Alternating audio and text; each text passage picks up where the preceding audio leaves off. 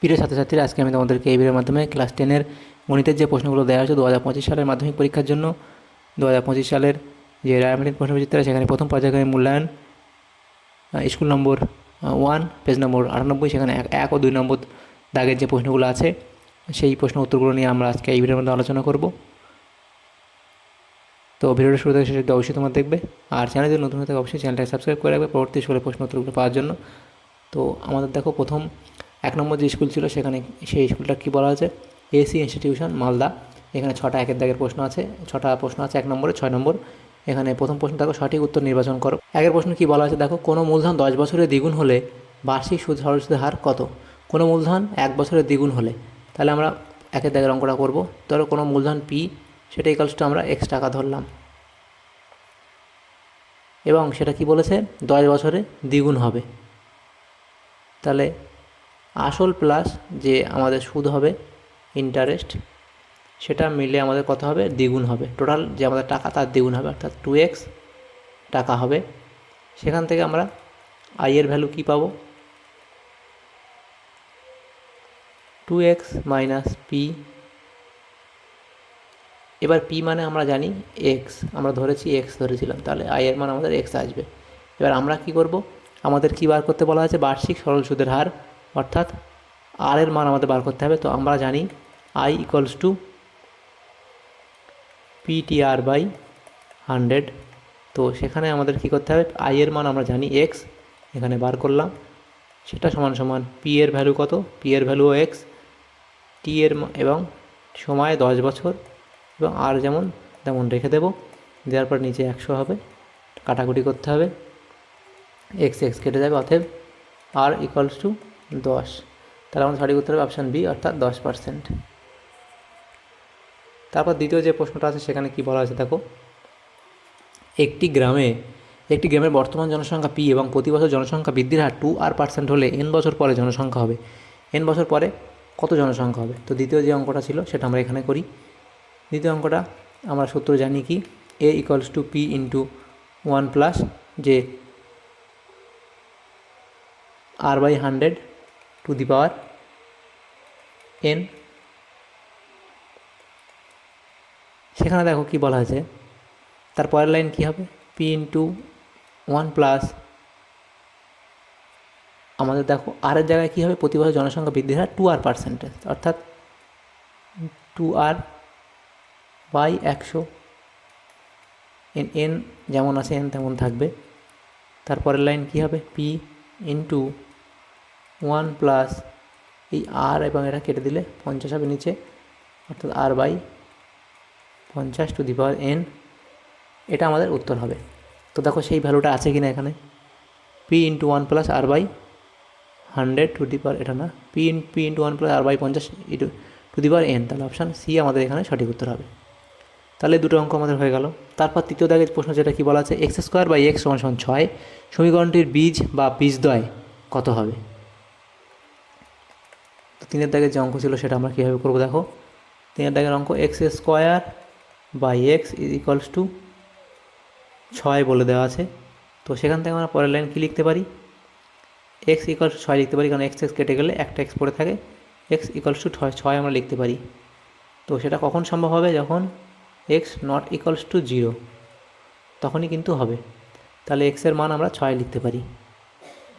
তাহলে এখানে দেখো আমাদের কোন ভ্যালুটা সঠিক উত্তর হবে, অপশান বি, অর্থাৎ x এর ভ্যালু 6, বীজ বা বীজদ্বয় হবে 6। তারপরের যে প্রশ্ন আছে 4 দাগের প্রশ্ন, সেটা আমরা নেক্সট পেজে দেখি। 4 দাগের যে প্রশ্নটা ছিল সেখানে কি বলা আছে দেখো, 2a equals to 3b equals two 4c হলে a:b:c হবে, এর কোন ভ্যালুটা হবে? তো 4 দাগের যে প্রশ্ন সেটা দেখো কীভাবে আমাদের করতে হবে। তো আমরা লিখব 2a equals to 3b equals two 4c equals to k।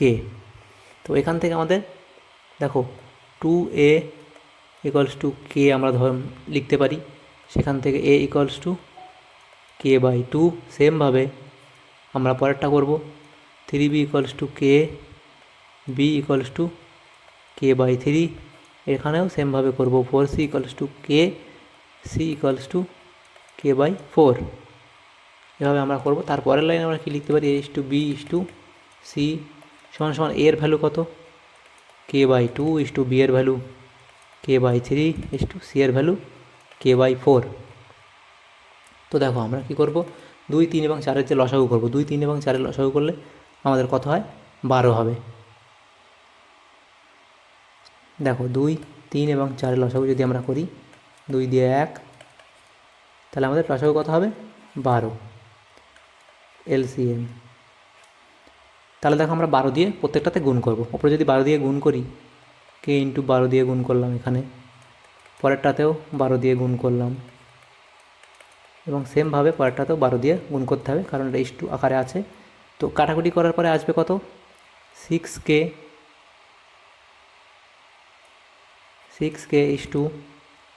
3 দিয়ে 12 কাটলে 4 হবে, 4k 4 দিয়ে কাটলে 3k। তো এবার কেগুলোকে আমরা হটিয়ে দেবো, কেগুলোকে কেটে দেবো এবারে, 6:4:3। তাহলে সঠিক উত্তর আমাদের কথা হবে 6:4:3। তাহলে অপশান ডি আমাদের এখানে সঠিক উত্তর হয়ে যাবে। এরপরের যে প্রশ্ন আছে 5-এর দাগের প্রশ্ন, সেখানে কি বলা আছে, ABCD রেখাংশ পি বিন্দুতে পরস্পরকে ছেদ করে, কোন 3টি বিন্দু দিয়ে বৃত্ত আঁকা যাবে না, কোন 3টি বিন্দু দিয়ে বৃত্ত আঁকা যাবে না। তো দেখো এই অঙ্কটা আমরা এখানে করি, 5-এর দাগের যে অঙ্কটা ছিল। দেখো আচ্ছা, দুটো আমরা AB এবং CD রেখাংশ পি বিন্দুতে পরস্পরকে ছেদ করেছে, এবং সেখানে কি বলা আছে, কোন 3টি বিন্দু দিয়ে বৃত্ত আঁকা যাবে না, কোন 3টি বিন্দু দিয়ে বৃত্ত আঁকা যাবে না, কোন 3টি বিন্দু দিয়ে বৃত্ত আঁকা যাবে না। দেখো এ, পি এবং বি, এটা কি একটাই রেখা, এখানে যে ভ্যালুগুলো বলা আছে এ, পি এবং বি, এটা এ এবং পি এবং বি, তাহলে এ, পি এবং বি, এটা কী হবে, একটা সরল রেখা হবে, একটা সরল রেখা হবে। এবং পরেরটা কী বলেছে, এ, বি এবং সি, এ, বি এবং সি, এই 3টে বিন্দু দিয়ে কি বৃত্ত আঁকতে পারবো, এই 3টে বিন্দু কি এ, বি এবং সি একই সরলরেখা হবে, হবে না। অর্থাৎ এটা সমরেখ বলবো আমরা এটাকে, সমরেখ। এবার তারপর দেখো এ, বি এবং সি, এটা কি সমরেখ, এটা সমরেখ না, এটা হলো অসমরেখ। তারপরের যেটা আছে কি, বি, ডি এবং সি, বি, ডি এবং সি, বি, ডি এবং সি, এটাও অসমরেখ, অসমরেখ। তারপরটা কি, এ, সি এবং ডি, এ, সি এবং ডি, এগুলোও অসমরেখ, অসমরেখ। তাহলে আমরা এই অসমরেখ প্রত্যেকটা দিয়ে আমরা বৃত্ত অঙ্কন করতে পারবো, শুধুমাত্র এটা সমরেখ এটা দিয়ে পারবো না। তাহলে অবশ্যই এ আমাদের সঠিক উত্তর হবে, এ, পি এবং বি, এটা দিয়ে আমরা বৃত্ত আঁকতে পারবো না।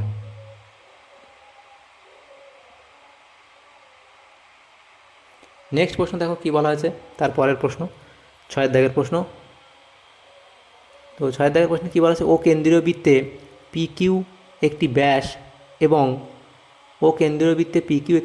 এবং PR RQ, PQR এর মান কত হবে। তো এই অঙ্কটা যেভাবে আমাদের করতে হবে, 6-এর দাগের অঙ্কটা, দেখো কী বলা আছে, PQR এর মান কত আমাদের বার করতে হবে। ও কেন্দ্রীয় বৃত্তের PQ একটি ব্যাস এবং PR RQ। তো এটা একটা বৃত্ত, এবং যেই বৃত্তটার কেন্দ্র হচ্ছে ও, এবং PQ একটি ব্যাস, তাহলে এটা আমরা ধরলাম PQ একটি ব্যাস ধরে নিলাম। সেখানে বলা হয়েছে PQ এই PR RQ। দেখো PR RQ, তাহলে এটা এরকম ধরলাম, PR RQ, এটা সমান সমান হবে। সেখানে PQR এর ভ্যালু, RPQ এর ভ্যালু, RPQ অর্থাৎ এই ভ্যালুটা কত আমাদের সেটা জানতে হবে। তো আমরা জানি কি, দেখো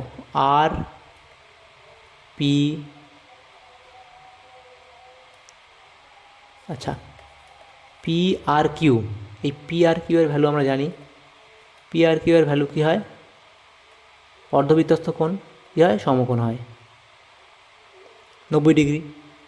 এবং PR RQ আমাদের দেওয়া আছে, সেখান থেকে আমরা কি পাবো, angle R Q P equals to angle R P Q, তাহলে এই অ্যাঙ্গেল আমরা সমান পাবো। অতএব আমরা লিখতে পারি angle R P Q equals to আমাদের ত্রিভুজের তিনটে বায়ুর তিনটে কোণের যোগফল কত, 180 ডিগ্রি। সেখান থেকে আমরা 90 বাদ দেবো বাই 2, অর্থাৎ 90/2, সেখান থেকে 65 ডিগ্রি আমাদের উত্তর হবে। অপশান ডি হবে সঠিক উত্তর। আর পি কিউটা কী, কেন আমরা লিখলাম এভাবে, আর পি কিউ এটা একটা, এই কোণটার ভ্যালু আমাদের জানতে হবে। তো সেহেতু দেখো আমার টোটাল তিনটে বাহুর যোগফল কত আমরা জানি, এই তিনটে কোণের যোগফল 180 ডিগ্রি। সেখান থেকে এই কোণটার ভ্যালু আমরা জানি 90, সেটা 90 বাদ দিলাম, এবং দুটো যেহেতু সেম তাই আমরা 2 দিয়ে ভাগ করে দিলাম। তাহলে আমাদের আর পি কিউ এর ভ্যালু বেরিয়ে আসবে 45। তাহলে আমাদের 6 দাগের প্রশ্নটা হয়ে গেল। নেক্সট যে প্রশ্ন 2 দাগের প্রশ্ন, নিম্নলিখিত প্রশ্নগুলির উত্তর দাও। 2 দাগের প্রথম প্রশ্ন কী বলা হয়েছে দেখো, 2 দাগের প্রথম প্রশ্ন, বার্ষিক 5% হারে 7,000 টাকা 2 বছরের চক্রবৃদ্ধি সুদ কত?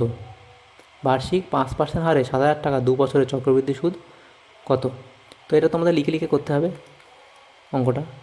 তো দেখো সুদের হার, এরভাবে লিখবে যে সুদের হার আর ইকুয়ালস টু 5% এবং আসল পি ইকুয়ালস টু 7,000 টাকা। তারপর সময় টি ইকুয়ালস টু 2 বছর। এবার compound interest CI equals to আমরা সূত্র জানি P into 1 plus R by 100 to the power n minus P, আসলটাকে বাদ দিতে হবে আমাদের।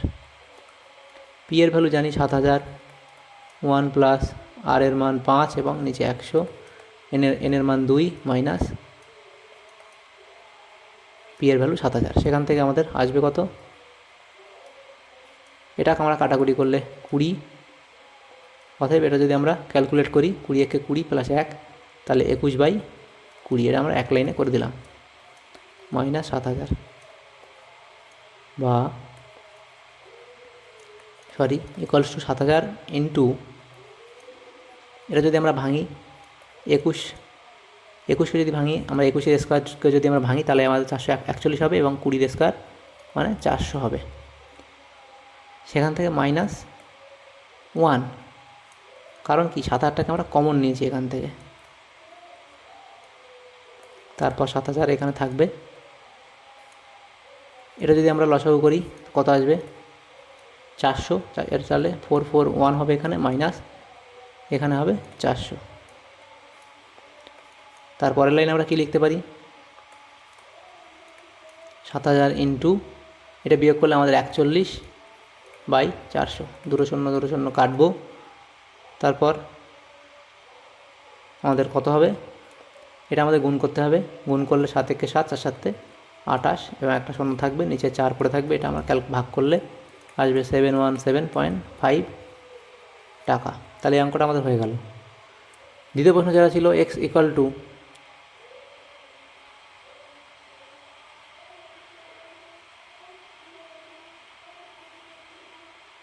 দ্বিতীয় প্রশ্ন হচ্ছে কি এক্স ইকুয়ালস টু 3 + 2√2 হলে এক্স প্লাস 1/x এর মান নির্ণয় করো।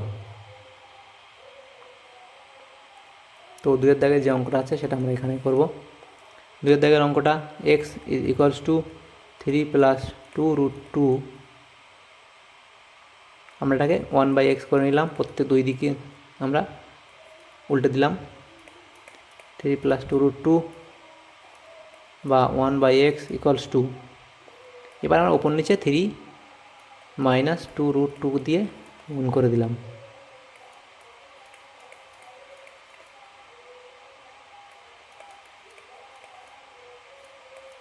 তো আমরা এই সূত্রটা জানি, a² - b² = a plus b into a minus B. তারপরের লাইন আমরা কি আসবে, এই উপরে যেমন আছে তেমন থাকবে এবং নিচে চলে আসবে কি এই দুটোতে আমরা এ প্লাস বি ইন্টু এ মাইনাস বি আকারে ভাঙলে এ স্কোয়ার মাইনাস বি স্কোয়ার। এ স্কোয়ার মানে কত? 3 স্কোয়ার মাইনাস 2√2 তার স্কোয়ার। তো সেখান থেকে পরের লাইন কত আসবে? 1/x ইকুয়ালস টু, উপরে যেমন আছে তেমন থাকবে, নিচে কত আসবে? 3 3 9 মাইনাস 2 স্কোয়ার 4 এবং √2 স্কোয়ার 2 4 2 8 আসবে। তারপরের লাইন কত আসবে? 1/x equals to 3 minus √2/1। তাহলে কত হবে পরের line? 1/x equals to 3 minus √2।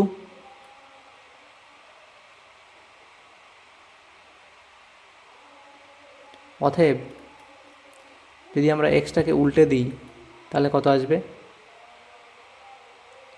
আচ্ছা, এক্সটা তো আমরা জানি এখানে, তাহলে x/1/xটা বার করে নিলাম এবং শেষে আমাদের যেটা করতে হবে লাস্ট পরের পার্ট যেটা, সেটা অতএব বলে লিখব x plus 1/x equals to কত সেটা বার করতে হবে। তো এক্সের ভ্যালু আমরা জানি, এক্সের ভ্যালু 3 প্লাস 2√2 প্লাস 1/x এর ভ্যালু 3 মাইনাস, আচ্ছা এখানে দুইগুলো লেখা হয়নি, 3 মাইনাস 2√2। তাহলে এটা কেটে গেল, 3 3 6। তাহলে সঠিক উত্তর আমাদের কত হবে? 6 উত্তর হবে। তাহলে এটা আমাদের হয়ে গেল। তারপর 3 দাগের যে প্রশ্ন সেটা আমরা আলোচনা করব। 3 দাগের প্রশ্নটা দেখো কি বলা আছে? ও কেন্দ্রীয় বৃত্তের এবি জ্যায়ের ওপর ওডি লম্ব, বিসি ব্যাস হলে প্রমাণ করো এসি ইকুয়ালস টু 2OD, এই সিএ ইকুয়ালস টু 2OD। 3 দাগের যে অঙ্কটা সেটা দেখো আমাদের, এটা একটা বৃত্ত, সেখানে কী বলছে? ও কেন্দ্রীয় বৃত্ত যার কেন্দ্র ও, এবি জ্যায়ের ওপর, আচ্ছা এবি জ্যা, এবি একটা জ্যা এঁকে নিলাম, এবি জ্যায়ের ওপর ওডি হচ্ছে লম্ব, তাহলে ওডি হচ্ছে লম্ব এবং বিসি ব্যাস হলে প্রমাণ করো, এবং বিসি ব্যাস, তাহলে এই বি এদিকে আর একটা হবে, বিসি ব্যাস হলে প্রমাণ করো সিএ ইকুয়ালস টু 2OD। তাহলে আমরা লিখব কি এখানে? এটা আঁকার পরে লিখতে হবে এবি জ্যা এর ওপর ওডি লম্ব, অর্থাৎ কি ওডিবি ইকুয়ালস টু 90 ডিগ্রি যেহেতু লম্ব, বিসি ব্যাস, তাহলে সিএ এবং বিটাও 90 ডিগ্রি হবে। তারপরের লাইন আমরা লিখতে পারি অ্যাঙ্গেল ওডিবি 90 ডিগ্রি এবং সিএবিটাও 90 ডিগ্রি। তাহলে এটা আমরা এই দুটো এটা সমান আমরা লিখতে পারি, এবং সেই সাথে সাথে আমরা লিখতে পারি বিওডি ইকুয়ালস টু বিসিএ। সেই সাথে সাথে লিখতে পারি আমরা বিওডি ইকুয়ালস টু বিসিএ। তারপর অতএব আমাদের ত্রিভুজ বিওডি এই ত্রিভুজ ও ত্রিভুজ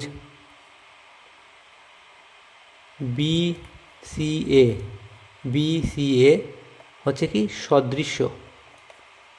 সদৃশ্যকোণী ত্রিভুজ বলতে পারি। আমাদের কোণগুলো সমান সেগুলো আমরা সদৃশ্যকোণী ত্রিভুজ বলতে পারি। তো সদৃশ্যকোণী ত্রিভুজ থেকে আমরা পাবো কি? OB equals to OB by BC সমান সমান ওডি বাই সিএ।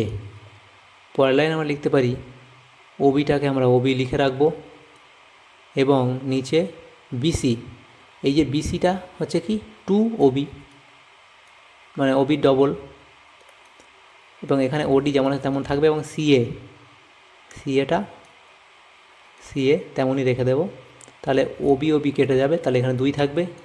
অতএব সিএ ইকুয়ালস টু 2OD, এটা আমাদের প্রমাণিত হয়ে গেল। তাহলে 3 দাগেরটা হয়ে গেল। 4 দাগে যে প্রশ্ন সেখানে কি বলা হয়েছে দেখো, এবিসি ত্রিভুজের পরিকেন্দ্র ও এবং ডি বিন্দু বিসি বাহুর মধ্যবিন্দু, অ্যাঙ্গেল বিএসি 40 ডিগ্রি হলে বি ও ডি এর মান নির্ণয় করো। তো এখানে যেটা বলা আছে সেভাবে আঁকলাম। এটা কী বলা আছে, বিএসি 40 ডিগ্রি, বিএসি 40 ডিগ্রি, অর্থাৎ এই ভ্যালুটা 40 ডিগ্রি বলা আছে। এবং বিওডি এর মান কত, বিওডি, অর্থাৎ এই ভ্যালুটা আমাদের জানতে হবে, বিওডি এর ভ্যালু জানতে হবে আমাদের। তো দেখো ওবি ইকুয়াল, এই এখান থেকে আমরা কী পাই, OB equals to OC, OB equals to OC আমরা পাবো, যেহেতু এটা বৃত্তের ব্যাসার্ধ।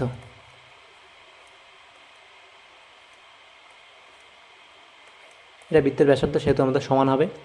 সেখান থেকে আমাদের অ্যাঙ্গেল বিওডি এইটা ইকুয়ালস টু সিওডি,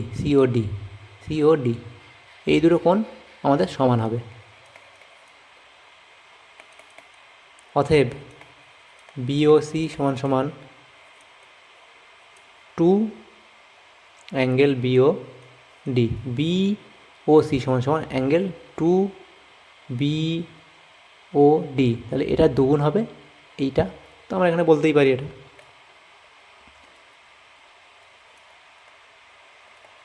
এবার আমরা বলছি যে কেন্দ্রস্থ কোণ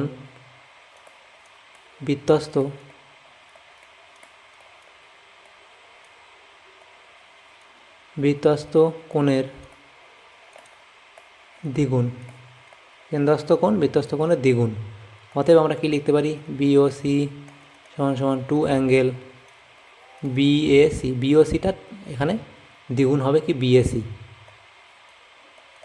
সমান সমান 2 ইন্টু, এটা তো ভ্যালু 40 ডিগ্রি জানি, বিএসির ভ্যালু সমান সমান 80 ডিগ্রি। অতএব এখানে দেখো বিওসি, আমরা অ্যাঙ্গেল বিওসি এর ভ্যালু কত, 80 ডিগ্রি পেলাম।